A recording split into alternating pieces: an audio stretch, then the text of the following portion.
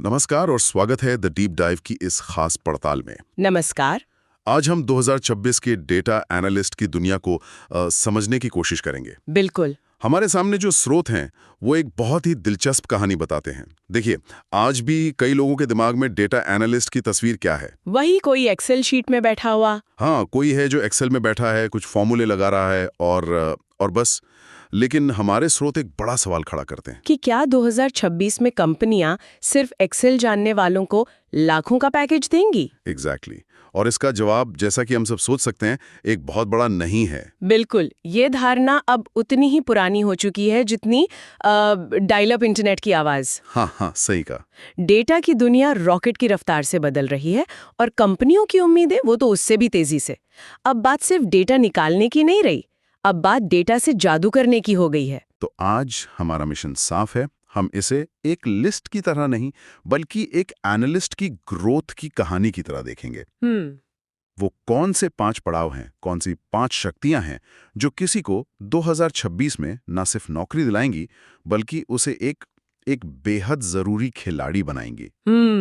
तो चलिए इस कहानी का पहला चैप्टर खोलते हैं, एडवांस्ड एक्सेल और गूगल शीट्स। अच्छा। ज्यादातर लोग एक्सेल का नाम सुनते ही सोचते हैं, हाँ ये तो आता है, वी लुकअप लगा लेता हूं। लेकिन इन रिपोर्ट्स में एक बात साफ है, ये नजरिया अब खतरनाक हो सकता है। खतरनाक, ये बिल्कुल सही शब्द है। क्योंकि आज की तारीख में सम, एवरेज या वी लुकअप जानना वो वैसा ही है जैसे कहना कि मुझे भाषा आती है क्योंकि मुझे ABCD लिखना आता है। वाह, क्या बात है। ये सिर्फ अक्षर है, कहानी नहीं। कंपनियां अब इसे एक बेसिक रिक्वायरमेंट मानती हैं। मतलब ये तो होना ही चाहिए। तो असली खेल इसके आगे है। असली खेल इसके बहुत आगे शुरू होता है। बात हो रही है पिवट टेबल्स की, बात हो रही है पावर क्वेरी की। पावर क्वेरी, मैंने ये नाम तो सुना है, पर सच कहूं तो मुझे हमेशा लगता था कि ये बस एक्सेल का कोई फैंसी फीचर है। क्या ये वाकई इतना बड़ा गेम चेंजर है? ये गेम चेंजर नहीं, ये पूरा गेम ही बदल देता है। अच्छा। सोचिए, ये एक रेसिपी की तरह है। मान लीजिए आपको हर महीने 5 अलग-अलग सेल्स रिपोर्ट मिलती हैं। एक में तारीख का फॉर्मेट कुछ और है, दूसरे में कुछ और। एक में शहर का नाम मुंबई लिखा है, दूसरे में BOM। हाँ, ये तो होता है, बहुत होता है। अब आप हर महीने घंटों लगाकर इस डेटा को हाथ से साफ करते हैं। पावर क्वेरी में आप एक बार ये रेसिपी बना देती हैं। आप उसे सिखा देती हैं कि इन सारी गड़बड़ियों को कैसे ठीक करना है। ओके। अगली बार जब भी वो गंदी फाइल्स आएंगी, आपको बस एक रिफ्रेश बटन दबाना है और आपकी रेसिपी उस बिखरे हुए डेटा को मिनटों में चमका देगी। अरे वाह, मतलब जो काम पहले 8 घंटे लेता था, वो अब 8 सेकंड लेता है। वाह, मतलब आप काम नहीं कर रहे हैं, आप काम करने का एक सिस्टम बना रहे हैं। एग्जैक्टली। और इसीलिए हमारे स्रोत में एक स्क्रीन टेक्स्ट का जिक्र है। Excel not equal to beginner level. अब एक्सेल का मतलब शुरुआती ज्ञान नहीं, बल्कि डेटा को अपनी उंगलियों पर नचाने की कला है। ये इस कहानी का पहला पड़ाव है। ठीक है, तो अब एक एनालिस्ट एक्सेल में प्रो बन चुका है। वो लाखों लाइन के डेटा को अपनी शीट में संभाल सकता है, वो अपनी रेसिपी बना चुका है। लेकिन असली सवाल तो यह है कि वो लाखों लाइन का डेटा आएगा कहां से? वो किसी की पर्सनल फाइल में तो पड़ा नहीं होता। नहीं। यहीं पे शायद डेटाबेस की बात आती है ना। बिल्कुल सही जगह पहुंचे आप। सारा कीमती खजाना कंपनी के एक मजबूत सुरक्षित तिजोरी में बंद होता है, जिसे हम डेटाबेस कहते हैं। सही। आप ऐसे ही जाकर उस तिजोरी को खोल नहीं सकते। आपको उस तिजोरी के गार्ड से बात करनी पड़ती है, उसे सही कोड वर्ड बताना पड़ता है। और वो कोड वर्ड है SQL। वो कोड वर्ड, वो भाषा ही SQL है, स्ट्रक्चर्ड क्वेरी लैंग्वेज। तो हमारे स्रोतों में इसे मस्ट हैव क्यों कहा गया है? ये नाइस टू हैव क्यों नहीं है? इसे ऐसे समझिए। मान लीजिए आप एक बहुत बड़े पुस्तकालय में हैं और आपको एक खास जानकारी चाहिए। ठीक है। बिना SQL के आप हर किताब का हर पन्ना पलट रहे हैं। हाँ। उम्मीद कर रहे हैं कि शायद कुछ मिल जाए। जो कि नामुमकिन है। नामुमकिन है। लेकिन SQL जानने वाला लाइब्रेरियन के पास जाके सीधे कहता है, मुझे 19वीं सदी के उन सभी लेखकों की लिस्ट दो जिनकी पहली किताब 30 साल की उम्र से पहले छपी थी। बिल्कुल स्पेसिफिक। और लाइब्रेरियन उसे 30 सेकंड में वो लिस्ट दे देता है। सेलेक्ट, जॉइन, ग्रुप बाय जैसे कमांड्स यही काम करते हैं। वो आपको डेटा के समंदर में से सिर्फ अपनी मतलब की मोती निकालने की ताकत देते हैं। तो इसका मतलब ये हुआ कि बिना SQL के एक एनालिस्ट असल में किसी और पर निर्भर है। हाँ। शायद किसी इंजीनियर पर कि वो उसे डेटा निकाल कर दे। वो आजाद नहीं है। आपने नस पकड़ ली। बिना एसक्यूएल के आप एक आश्रित एनालिस्ट हैं। आप हमेशा किसी का इंतजार करेंगे और 2026 में कंपनियां किसी का इंतजार नहीं करना चाहती। स्रोत की चेतावनी बहुत साफ है। अगर एसक्यूएल नहीं आता तो शॉर्टलिस्ट होना मुश्किल है। अरे बाप रे। ये सिर्फ एक स्किल नहीं, ये उस खजाने की तिजोरी की चाबी है। ये आपको एक स्वतंत्र खोजी बनाता है। ठीक है, तो कहानी आगे बढ़ी। हमारे एनालिस्ट ने पहले अपनी टेबल साफ की, फिर तिजोरी की चाबी मतलब एसक्यूएल हासिल करके खजाना भी निकाल लिया। लेकिन अब उसकी डेस्क पर लाखों सोने के सिक्के पड़े हैं, लाखों पंक्तियों का डेटा। ये तो किसी के समझ नहीं आएगा। अब क्या? अब यहाँ से कहानी सबसे दिलचस्प मोड़ लेती है। यहाँ एंट्री होती है स्किल नंबर 3 की, डेटा विजुअलाइजेशन। मतलब टैब्लू या पावर बीआई जैसे टूल्स? बिल्कुल। हमारे स्रोतों में एक लाइन है जो दिमाग में बैठ जाती है। 2026 में एनालिस्ट वो नहीं जो डेटा समझे, एनालिस्ट वो है जो डेटा को दिखा सके। दिखा सके। हाँ, उन लाखों सोने के सिक्कों का ढेर किसी काम का नहीं जब तक आप उससे एक खूबसूरत ताज न बना लें जिसे राजा पहन सके। मतलब डैशबोर्ड बनाना।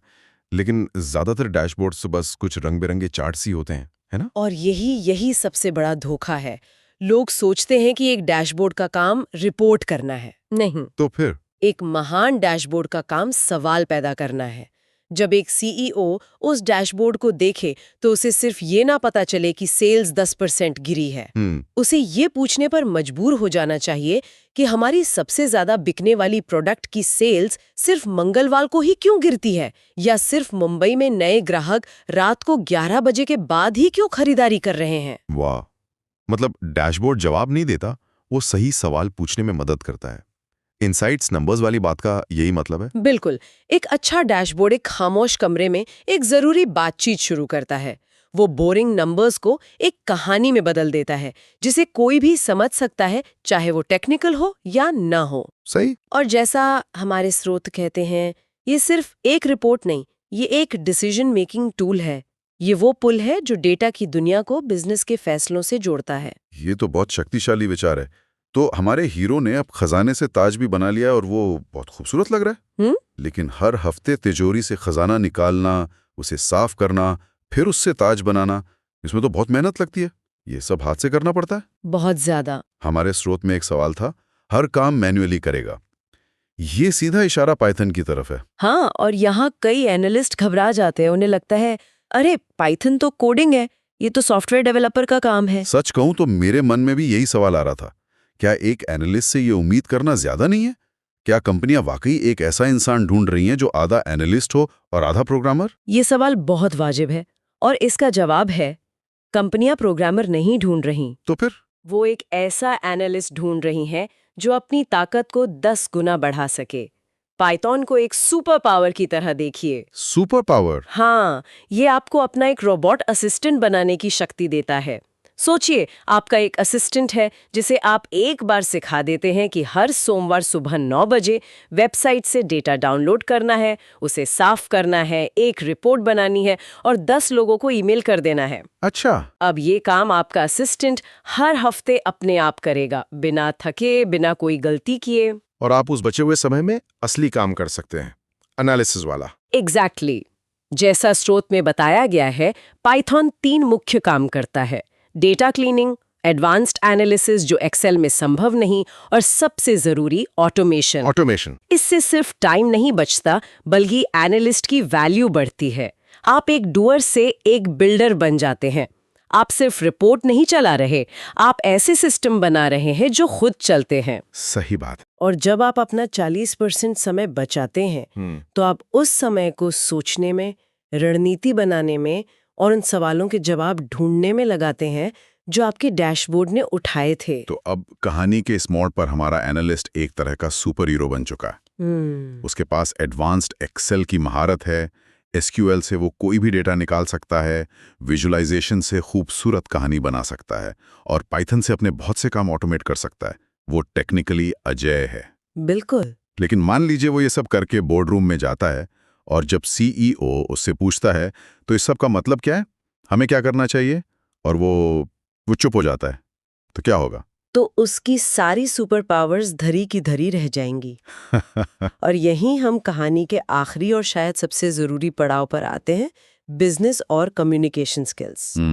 हमारे स्रोतों में एक बहुत सीधी चेतावनी दी गई है, अगर आप अपने काम को समझा नहीं पाए तो ग्रोथ रुक जाएगी, फुल स्टॉप। नहीं, ये उससे कहीं ज्यादा गहरा है। मुझे एक किस्सा याद आता है। बताइए। हमारी टीम में एक बहुत ही ब्रिलियंट एनालिस्ट थी।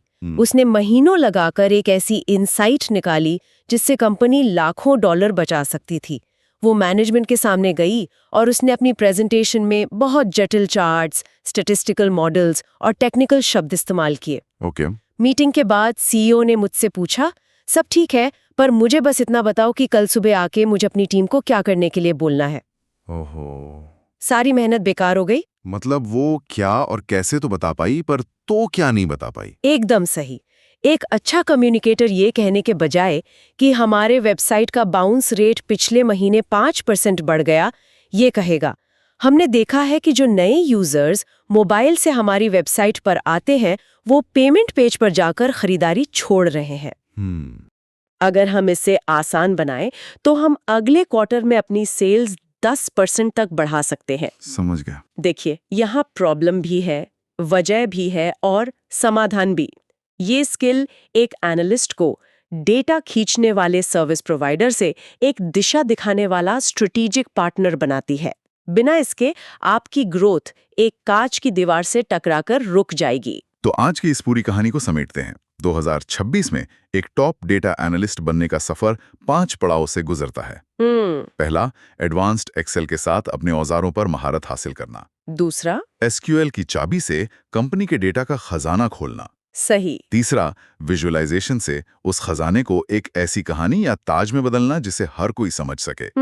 चौथा, पाइथन से एक रोबोट असिस्टेंट बनाना जो आपके छोटे मोटे काम करे ताकि आप बड़े लक्ष्यों पर ध्यान दे सको।